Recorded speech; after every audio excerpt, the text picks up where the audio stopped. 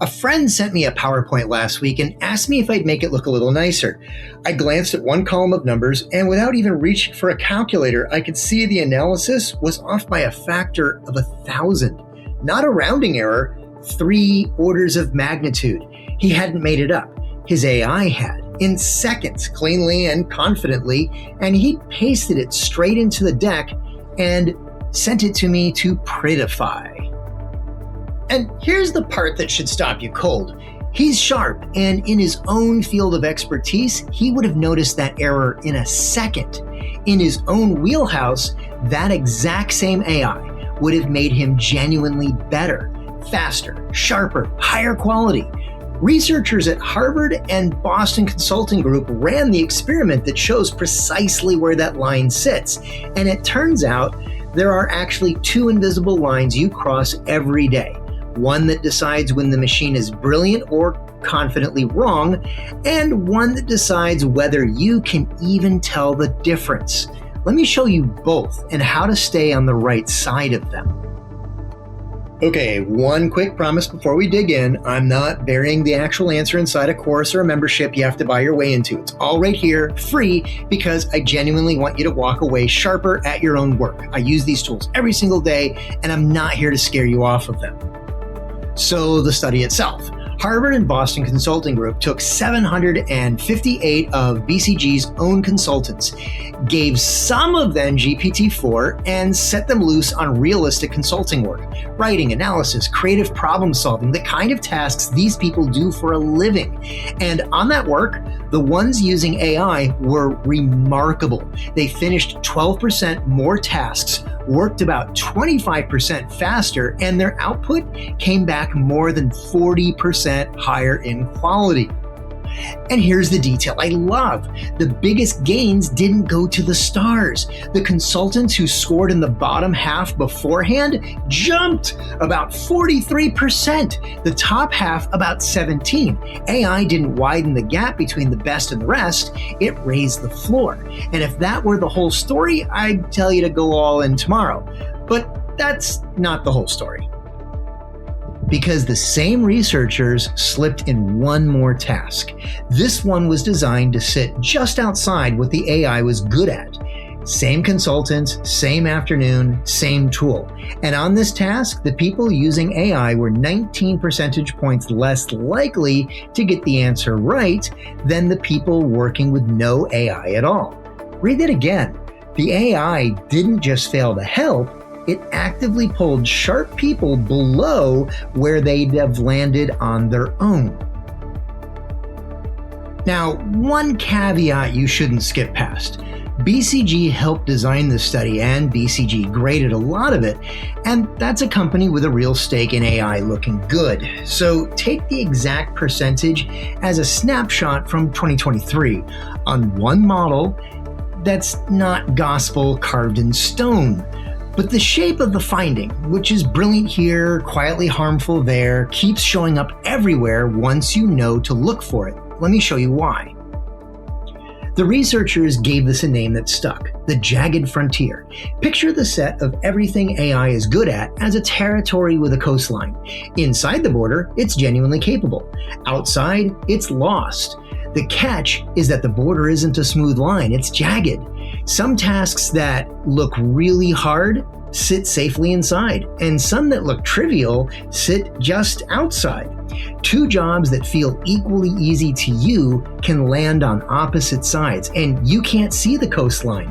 As the paper puts it, outside the frontier, the AI's output is inaccurate, less useful, and it degrades your performance.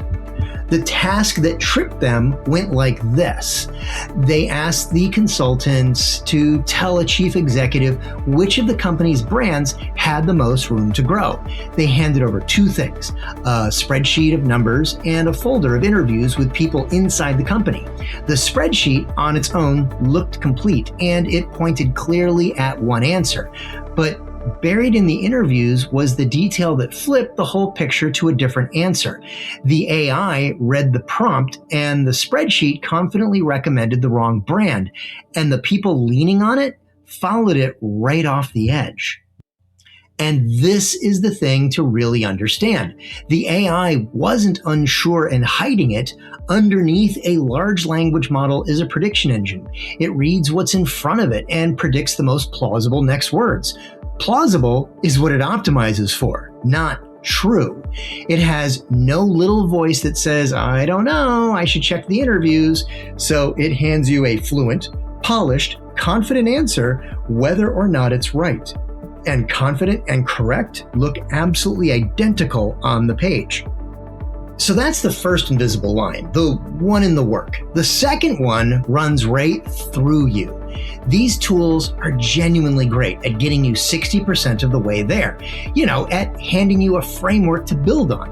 But that gift only works if you already know the subject, because if you can't look at the output and feel in your gut whether it makes sense, you have no way to catch the moment it goes off the rails.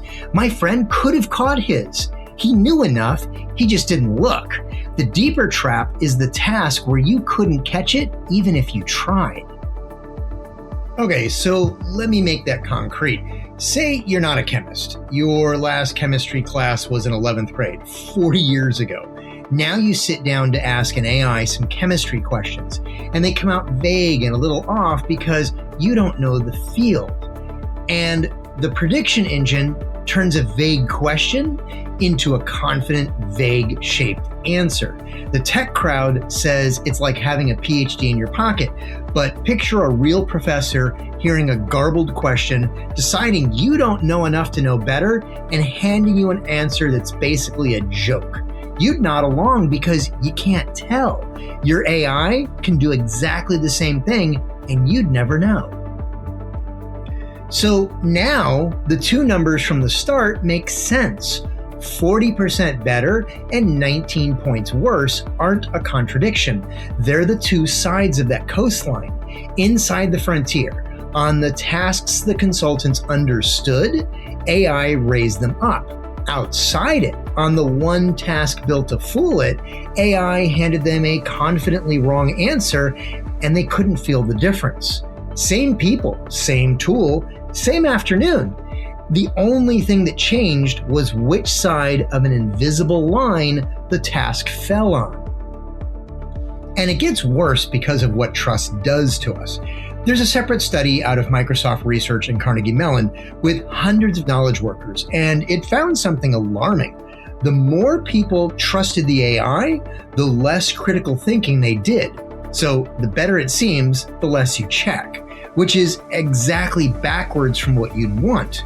One of the top comments I read while researching this said it perfectly. Someone wrote, "They brought AI into my job, and now I'm busier than ever fixing everything it screws up." And before you tell yourself this is just careless people, look at who's doing it.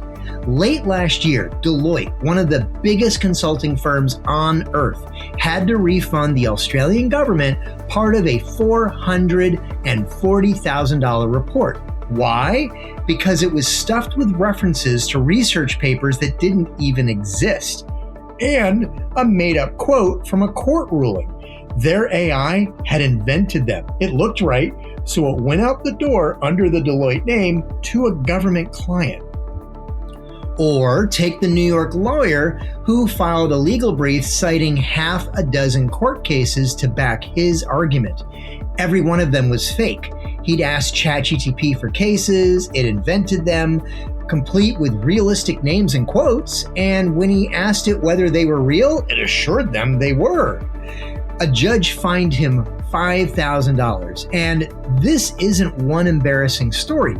A researcher now tracks these in a public database, and it's past 1,500 court filings caught, with fabricated AI citations climbing by the day. So step back with me, because this is the turn that matters. The loud arguments about AI both miss it. One camp says AI is coming for every job. Panic! The other says AI is a useless toy that fails most of the time. Relax. They're both wrong. What's really going on is narrower and a lot more useful. AI is good enough to trust and confidently wrong exactly when you're least able to catch it. The danger was never that it's dumb. The danger is that it's convincing. So what do the people who use this well actually do? The same researchers spotted two styles that work. They called the first one the Centaur, after the half human, half horse. A Centaur draws a clean line down the middle of the work. This whole piece is yours, machine, and this whole piece is mine, based on who's better at it. The second style they called the Cyborg, where you blend with the tool move by move, handing over a sentence, checking it, taking the pen back, weaving in and out. Different styles, but notice what they share. In both, a human is always deciding where the line is, which gives you a simple test you can run on any AI answer before you ship it. 3 questions. 1, does this pass my own gut logic? If I just look at it, does it make sense? My friend's numbers failed that one in 2 seconds. 2, do I actually know enough about this to grade it, or am I trusting it precisely because I can't? And 3, is this a spot where the AI sounds certain, but I can't independently check it? Because high confidence plus no way to verify is exactly the edge of a cliff. When you hit it, slow down and do the part yourself. And now that 43% from the beginning, the weakest performers gaining the most means something sharper. AI raises your floor, but only while a human is still standing on it, still doing the judging. The moment you hand over the thinking itself, you don't rise. You just ship whatever it hands you, confident and wrong, like the deck that landed in my inbox. This is the whole thing, and it's the line that runs through everything I make. AI grinds, you decide. Hand it the grind it's genuinely good at. The first draft, the boilerplate, the 60%. But you still have to be in the driver's seat for the part that's actually yours. The judgment, the does this make sense, the knowing enough to catch the lie. You can't abdicate your thinking. The second you do, you're not driving. You're just a passenger who trusts the map without ever looking out the window. And look, none of this makes me anti-AI. I reach for these tools every day and they're genuinely raising my own game. I'm not telling you to be scared of the machine. I'm telling you to know where its edges are and to keep your own judgment switched on when you're standing near one. The people who will win with AI aren't the ones who trust it the most. They're the ones who know exactly when not to. So I'd like to hear from you. When has AI handed you something confident and wrong? And be honest, did you catch it or did you ship it and find out later? And if you think I've got this backwards, that the worry is overblown, then hey, tell me that in the comments as well. And if this was useful, go grab my book, Founders Who Finish, over at davesaunders.net. While you're there, sign up for my newsletter, The Build, and subscribe because this is the part of a series on where AI genuinely helps and where it quietly costs you.